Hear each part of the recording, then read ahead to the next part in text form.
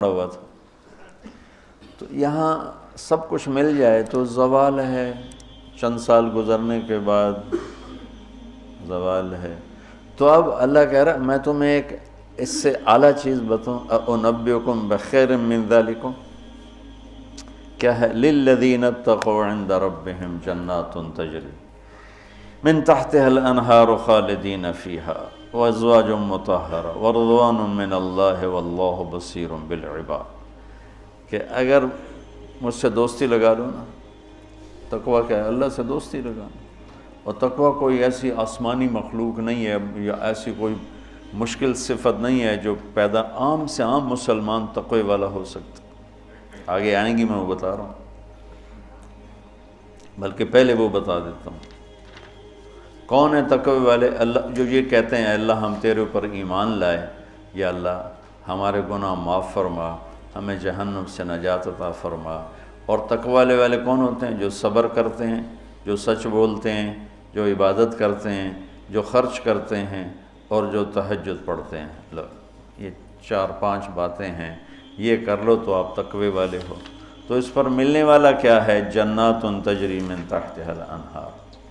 انسان جب سے پیدا ہوا ہے اور جب سے پروان چڑھ رہا ہے اور نسل در نسل آئیڈیل لائف کی تلاش میں، 18ویں صدی میں جب سائنس نے ایک دم آنکھیں کھولی اور انسان نے کائناتی علم دریافت کیے، تو ایک شور اٹھا کہ اب خدا کوئی نہیں ہے، اللہ کوئی نہیں ہے، یہ سارا سسٹمیٹک سسٹم ہے۔ تو ہم نے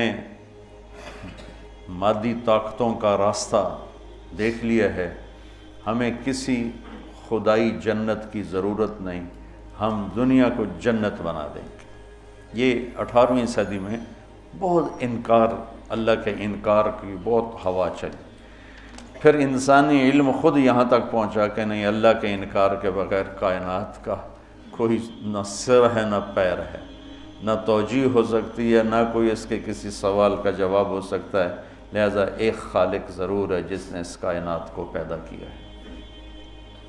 تو انسان، اچھا ایک بات پہلے میں جو میڈیکل سائنس کہتی ہے کہ انسان اپنے ذہن میں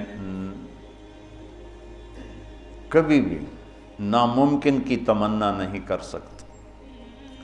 آپ کو کسی ان پڑھ سے ان پڑھ، ایک چھوٹی سی مثال، کدی 2 تے 2 5 ہو جان، کسی کو یہ تمنا کرتے دیکھا کدی 2 تے 2 5 ہو جان۔ ایک چھوٹی سی مثال عام فہم دی ہے، اس کو پھیلا دو۔ انسان کا کمپیوٹر ناممکن کو نہ سوچتا ہے نہ تمنا کرتا ہے، اندر وہ چیز جاتی نہیں، ناممکن کی تمنا نہیں پیدا ہوتی۔ پھر یہ زندگی کیوں چاہتا ہے؟ یہ کیوں چاہتا ہے موت نہ آئے، موت نہ آئے، موت نہ آئے؟ یہ کیوں چاہتا ہے جبکہ ناممکن کی تمنا اندر نہیں پیدا ہوتی؟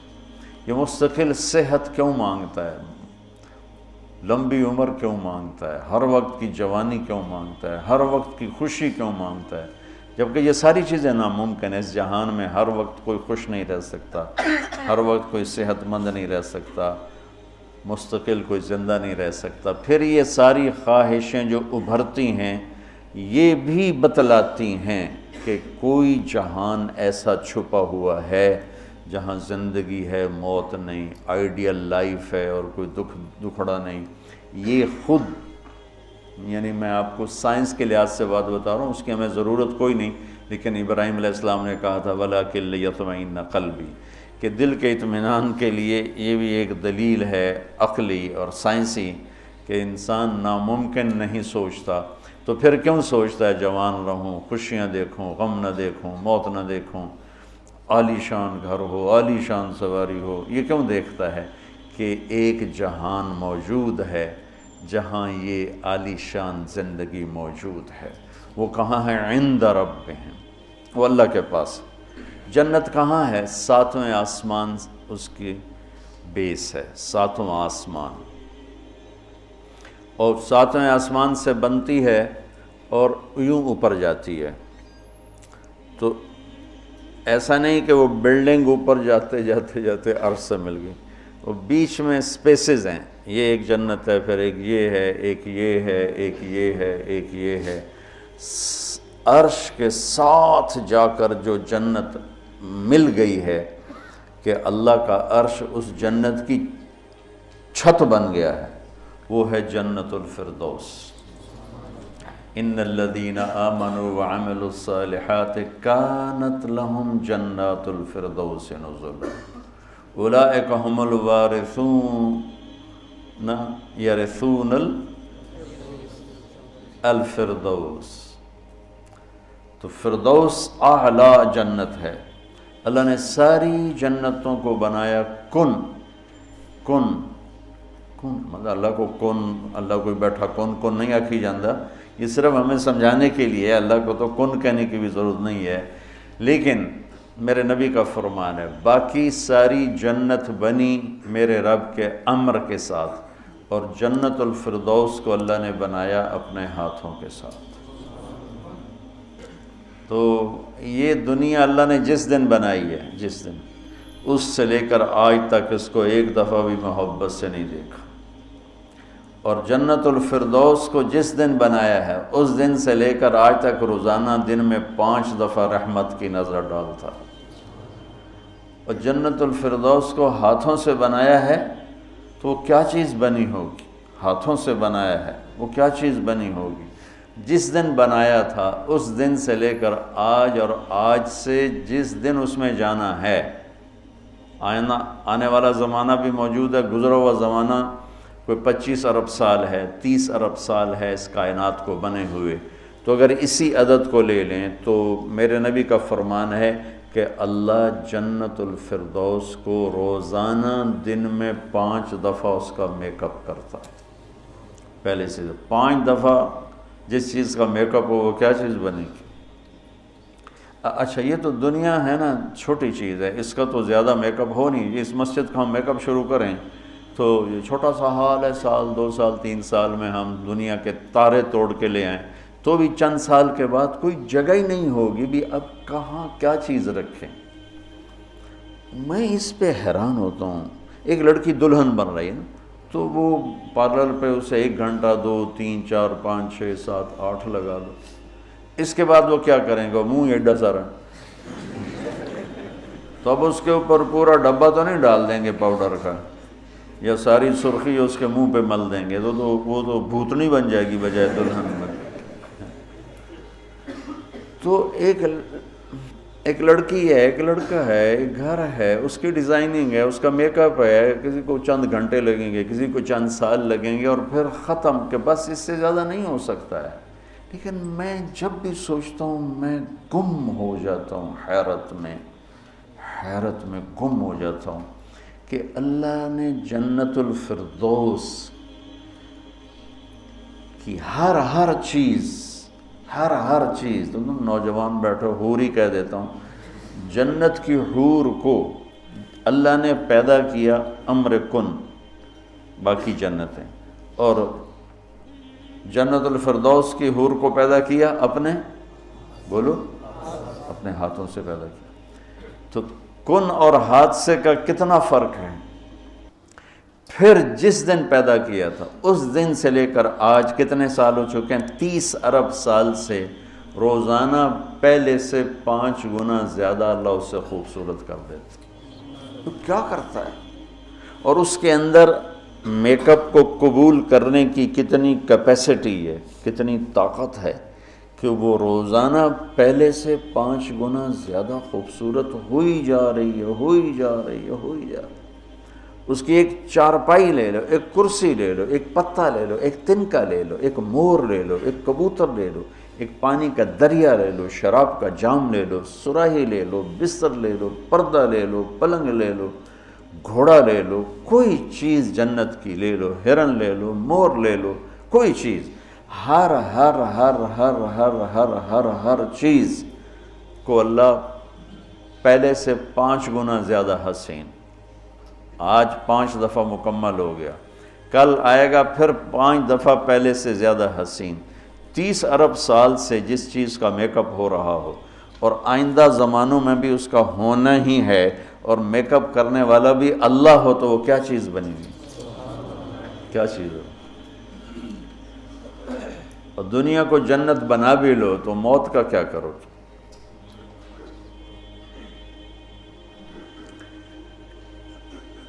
ایک آدمی نے بہت عالیشان بنایا اپنا گیٹ گھر، تو میں اس کے ساتھ جا رہا تھا تو مجھ سے کہنے لگا مولانا صاحب اتنے ہی ویکھو اسی تو اتنے روپیے لا چھڑیں تسی ویندے ہی نہیں پے ہو، دیکھو میں نے کیا بنایا ہے۔ تو مجھ سے کہنے لگا مولانا صاحب اتنا ویکھو تو میں کتنے پیسے لائیں تے کی بنا دیتا ہے۔ تو میرے بولنے سے نا پہلے خود ہی بول پہ پر مصیبت ہے مر جاونا ہے چھڑ جاونا ہے، ساتھ ہی پر مصیبت ہے مر جاونا ہے چھڑ جاونا۔ میں کہا بھائی ہون دس تو آپ ہی دس دیتا ہے، میں نے ویک کی کرنا، تو کیا علاج کرنا؟ نوشیروان کے پوتے خسرو پرویز نے محل بنایا 11,000 پلر پر، 11,000 ستونوں پر محل بنایا، اور 10 سال نہیں رہ سکا اس میں، اور وہ محل زیر و زبر ہو گیا۔ کیسر نے شکست دی اور محل کو آگ لگا دی۔ عبد الرحمن ناصر اموی بادشاہ نے اسپین میں محل بنایا 4,316 پلر اور برج، اور 25 سال صرف اس میں رہا، اور جا کے اسی قبر میں گر گیا جس قبر میں غریب جا کے گرتا ہے۔ آج اس محل کے کھنڈر میں دیکھ کر آیا ہوں قرطبہ میں کہ کیا وہ شان و شوکت 300 ہجری میں بننا شروع ہوا، اور 1,000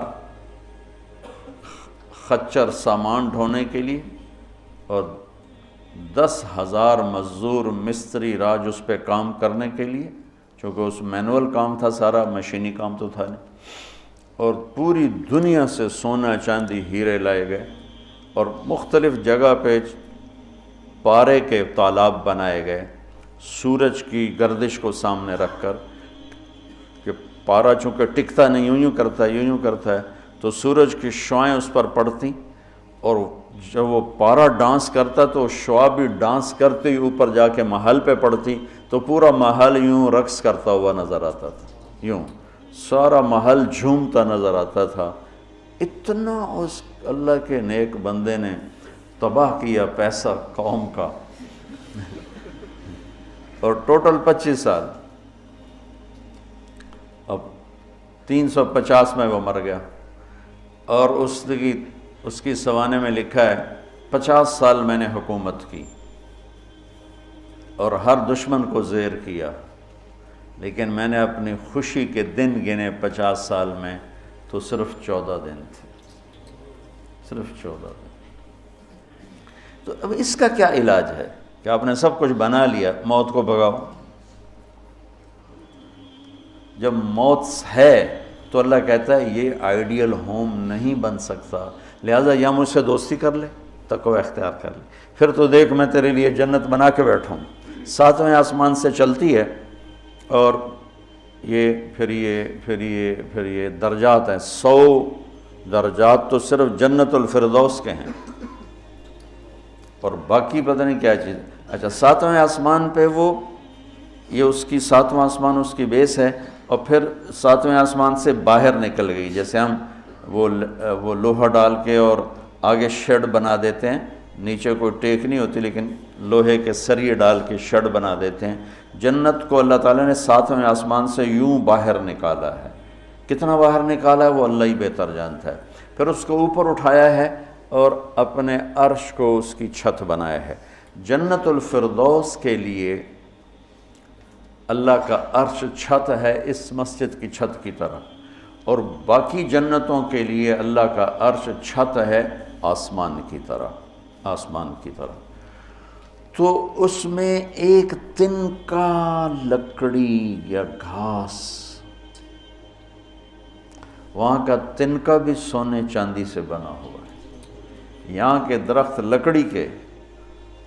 ایک کہنے لگا سونے چاندی سے پھل کیسے آئے گا؟ میں نے کہا لکڑ تو پھل کیوں آ جانا، یہ کوئی ہے عقل میں آنے والی بات کہ لکڑی سے پھل نکل آئے؟ لیکن چونکہ ہم ہر وقت دیکھتے رہتے ہیں تو وہ ہمارا ذہن اسے قبول کر چکا ہے. ورنہ کوئی عقل کی بات ہے کہ لکڑی میں سے آم نکل آتا ہے اور لکڑ میں سے انگور نکل آتا ہے, چھوٹی سی بیل میں سے اتنا بڑا تربوز نکل آتا ہے. یہ کیا چکر ہے؟ زمین پر پڑے پڑے پڑے پڑے پڑے اتنا ہو جاتا ہے. وہ کہتے ہیں کوئی فلسفی جا رہا تھا تو اس نے دیکھا اتنا بڑا تربوز زمین پہ پڑا ہوا اور آم لگے ہوئے درخت پر, تو کہنے لگا ایک ہی گل ہوئی, چھوٹے چھوٹے اتلا دیتے ہیں وڈے نو ہیٹھاں پاتا ہے. تو ابھی اسی سوچ میں تھا تو ایک کام ٹوٹ کے اس کی ٹنڈ پہ لگا, کہنے لگا سمجھ آ گئی یہ میرے اتنے ہندوانہ ڈاندا تو میرا کی حال ہے. اگر میرے اوپر یہ تربوز گرتا تو میرا کیا حال ہوتا, مجھے سمجھ میں آ گیا. تو اللہ نے ادنا ترین چیز جو لگائی ہے جنت میں سونا اور چاندی ہے, زمرد اور یاقوت ہے, ہیرا اور جوہر ہے. اور میں نے ملکہ برطانیہ کے محل میں دیکھا, اس کے تاج میں, ان کے محل میں عجائب گھر بنا ہوا تو ان کے تاج میں لگا ہوا تھا کوہ نور. لیکن اب اس کی وہ شان و شوکت نہیں رہی, چونکہ کاٹ کے تاج میں لگایا اور پھر 3 ٹکڑے کر کے آگے ایک پٹی میں رکھا ہوا تھا. یہ پورا جب ہیرا تھا تو دیوگری جنوبی ہند کی ایک ریاست تھی, اسے علاؤ الدین خلجی نے فتح کیا. تو جب مال غنیمت کے لیے خزانے کا دروازہ کھولا گیا تو اس میں یہ ہیرا پڑا ہوا تھا. تو علاؤ الدین خلجی کے منہ سے بے ساختہ نکلا کوہ نور, یہ تو نور کا پہاڑ ہے. تو اس سے اس ہیرے کا نام ہی کوہ نور پڑ گیا. تو پھر جب انگریزوں نے فتح کیا ہندوستان کو تو پھر ملکہ برطانیہ کے لیے اسے جہاز کے ذریعے سے وہاں لندن پہنچا دیا گیا.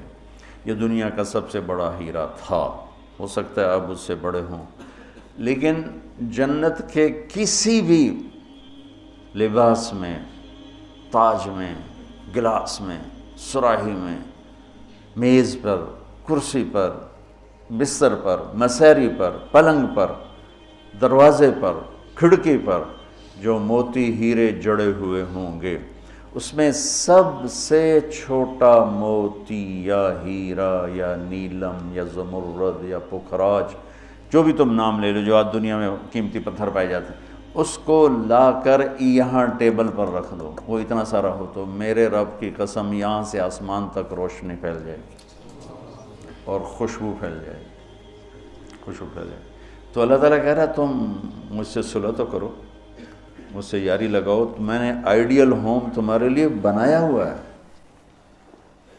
ایک نوجوان کہنے لگا اللہ حوروں کا لالچ کیوں دیتا ہے؟ میں نے کہا زنا سے روکنے کے لیے, کیونکہ لوگ شادی کر کے بھی زنا نہیں چھوڑتے ہیں, اور اللہ معاشرے کو پاک دامن دیکھنا چاہتا ہے. جس معاشرے میں زنا پھیل جاتا ہے وہ معاشرہ برباد ہو جاتا ہے. تو اللہ چاہتا ہے کہ ہر مرد عورت پاک دامن زندگی گزارے, اس لیے نے نکاح کا راستہ رکھا, اور پھر مرد کی شہوت کو روکنے کے لیے وعدہ کیا تو یہاں صبر کر, حلال کام کر, تو آجا میرے پاس, میں نے تیرے لیے تیری اس خواہش کا سامان تیار کر کے رکھا ہوا ہے. کہ یہاں کا مادہ مٹی ہے, وہاں کا مادہ مشک و عنبر ہے, وہاں کی گھاس زعفران کی ہے, یہاں زعفران اتنا سا ملتا ہے اور لاکھوں روپے کا کلو ملتا ہے, اور وہاں پوری میدان میں جو گھاس ہے وہ زعفرانی ہے, اور گھر کی 1 اینٹ موتی کی ہے, 1 اینٹ زمرد کی ہے, 1 یاقوت کی ہے, 1 زمرد کی ہے, 1 سونے کی ہے, 1 چاندی کی ہے, بیچ میں مشک کا گارا ہے اور زعفران کی گھاس ہے, اور اللہ کا عرش اس کی چھت بنایا گیا ہے. اور وہ اندر بیٹھو تو باہر نظر آتا ہے, باہر بیٹھو تو اندر نظر آتا ہے. میں نے جو ایک دفعہ جنت کا محل دیکھا خواب میں, تو یہ اس کی میں نے صفت جو پڑی تھی وہ میں نے آنکھوں سے دیکھی کہ میں اس کے اندر چل رہا تھا, مجھے باہر بھی نظر آ رہا تھا اور اوپر بھی نظر آ رہا تھا اور دائیں بائیں بھی نظر آ رہا تھا, حالانکہ میں ایک گیلری میں چل رہا تھا, اور اس کا جو فرش تھا مجھے لگتا تھا ہر فرش کی ٹائل کے نیچے سورج نکلا ہوا ہے, اس طرح اس میں سے روشنیاں نکل رہی تھیں, روشنیاں نکل رہی تھیں.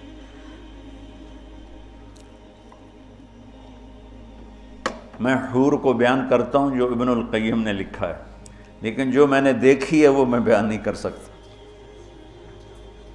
میں اب بھی دیکھ رہا ہوں,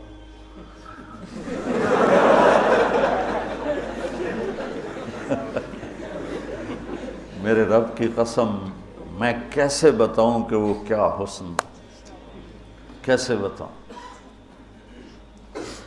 یقین مانو میں کتنا جنت کو بولتا ہوں، اور میں جنت کے حوروں کو بولتا ہوں جو لکھا ہوا ہے، لیکن جو اللہ نے مجھے دکھایا وہ میرے پاس نہ لفظ ہے، اس کی مسکراہٹ ہوئے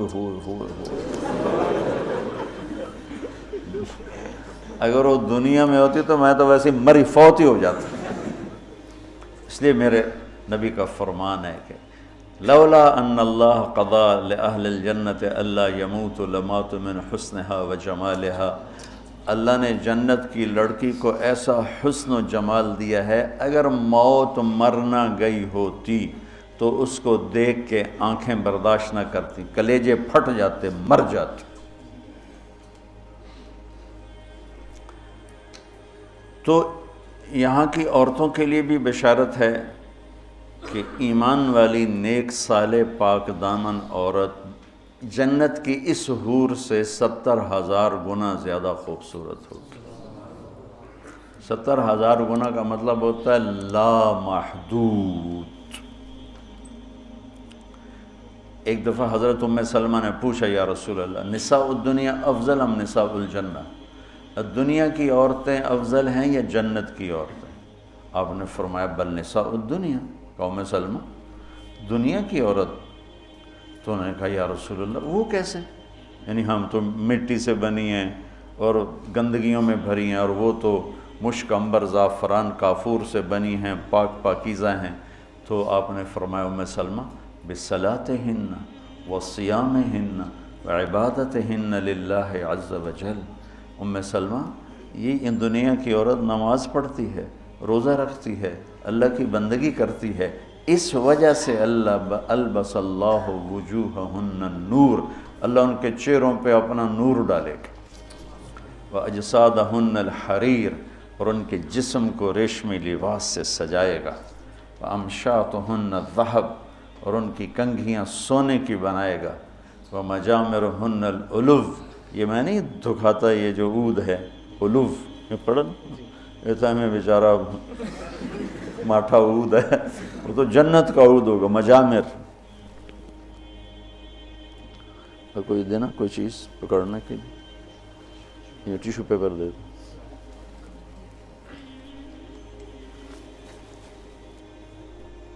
دو۔ اس کو کہتے ہیں مجمار۔ مجمار کا اردو میں لفظ دھونی دینے کی چیز ہے، اس میں مجامر جمع ہے مجمار، کہ اس طرح ان کے سامنے ہوں گے اور اس میں عود جل رہا ہوگا اور اس کی خوشبو پھیل رہی ہوگی۔ یہ دنیا کی عود ہے، ساری مسجد میں خوشبو آتی کہ نہیں آتی؟ ہم ماٹھی سی چیز ہے، تو وہ کیا چیز ہوگی؟ وہ خوشبو ایک بہت بڑی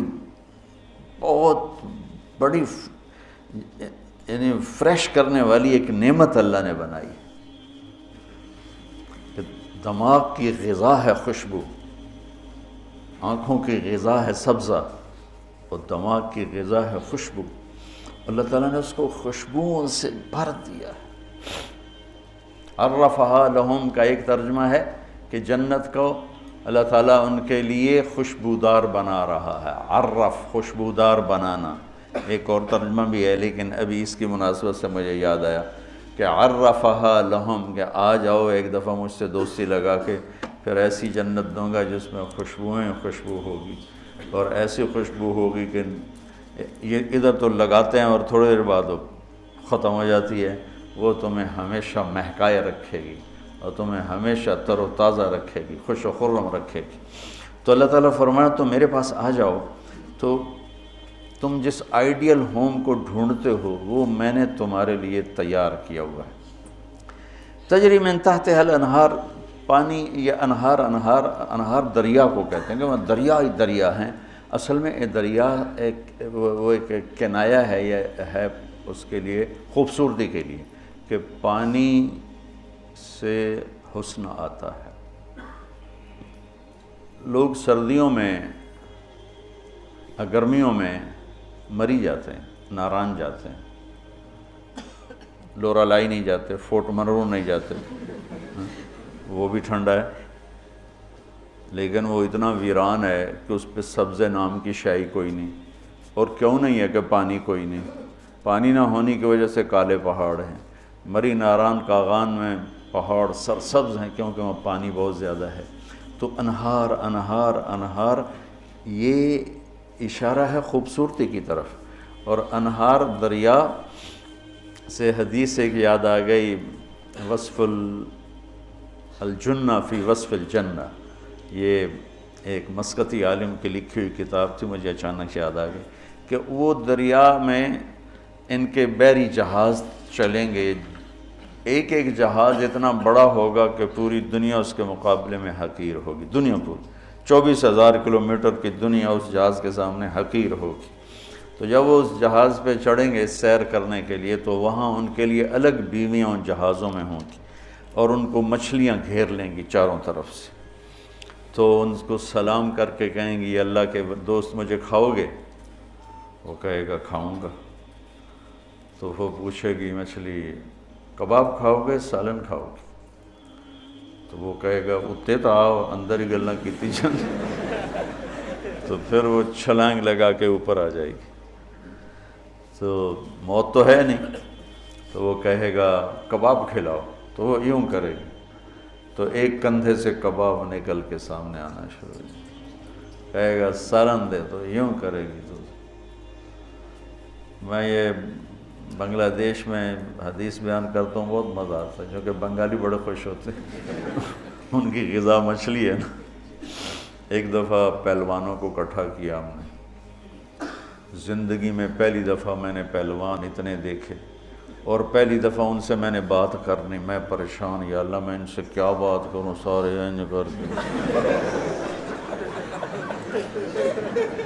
اڈی اڈی کنی، اڈے اڈے سر تے کان کسی دا اینج، کسی دا اینج، کسی دا اینج، تو انج کر کے پے ہوئے، میں کہا یا اللہ میں انہاں بلائی نو کی گل کراں، انہاں دی کھوپڑیاں کتھوں گل جاؤں۔ کبھی زندگی میں پہلوانوں سے بات نہیں کی، تو بڑا پریشان، بڑا پریشان۔ ظہر کی نماز کے بعد بیان تھا، مونی روڈ، وہ پہلوانوں کا اکھاڑا ہوتا تھا۔ خیر نماز ظہر کی ہو رہی تھی، تو نماز کے دوران اللہ نے نا میری راہبری فرمائی، مجھے ایک حدیث یاد آ گئی۔ تو بیان شروع ہوا تو وہ ان کے بیٹھنے کا انداز ایسا جیسے کہ اکھاڑے میں ہی بیٹھے ہوئے ہیں، وہ لتاں لمیاں کیتی ہوئی ہیں، تو منہ اتنا کیتا ہوا، میں تو انہوں نے سامنے چڑا جہا بیٹھا ہوا سا۔ تو میں نے ان سے کہا دیکھو بھائی، یہاں سے میں نے بات شروع کی، دیکھو بھائی اصل زندگی ہے جنت، اور دنیا ہے عرض، اور جنت میں جانے کا سب سے زیادہ مزہ پہلوانوں کو آئے گا۔ وہ سارے ذرا این ہو گئے، پہلے این ہو گئے، پہلوانوں کو بڑا مزہ آئے گا جنت میں جانے کا، اس لیے کہ جنت کا پہلا کھیل جو اللہ ہمیں دکھانے والا ہے نا، پہلی انٹرٹینمنٹ جو جنت کی ہوگی سب سے پہلی، وہ مچھلی اور بیل کی کشتی ہوگی۔ اب ہمیں تو کشتی آتی نہیں، تو ہمیں تو نہیں پتہ لگے گا بھئی مچھلی نے کیا داؤ لگایا، بیل نے کیا داؤ لگایا۔ تم سارے پہلوان ہو، تمہیں پتہ ہے داؤ کیا ہوتا ہے۔ جب بیل داؤ لگائے گا تسی اس لئے نعرے مارو گے، جب مچھلی داؤ لگائے گی پھر تم نعرے مارو گے، اور تمہیں وہ مچھلی اور بیل کی کشتی دیکھنے کا جو مزہ آئے گا وہ ہمیں تو آئے گا نہیں۔ یہاں سے بات چلی، وہ تھوڑے تھوڑے ان کی آنکھیں کھلی۔ تو اللہ تعالیٰ نے ایک عجب گھر بنایا ہے، اور ہمیں ذوق ہی نہیں، چونکہ جنت کے تذکرے ہی کوئی نہیں۔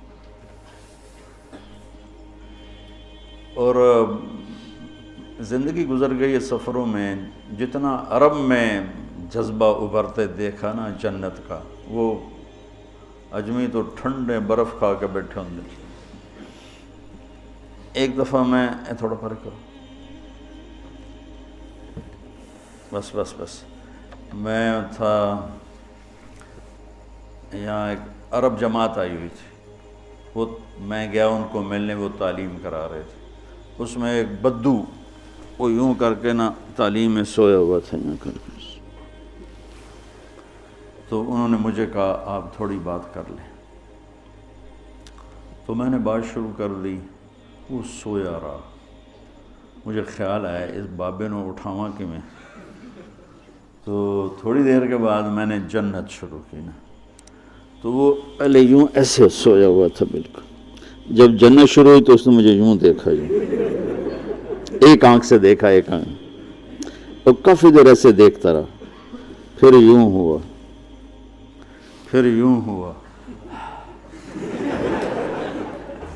وہ پھر ایک دم جمپ لگایا، اور میں نے عینک کھولی نا کہ عینک کیا چیز ہے، تو پھر جمپ لگا کے ناچنا شروع ہو گیا، حور حور حور حور۔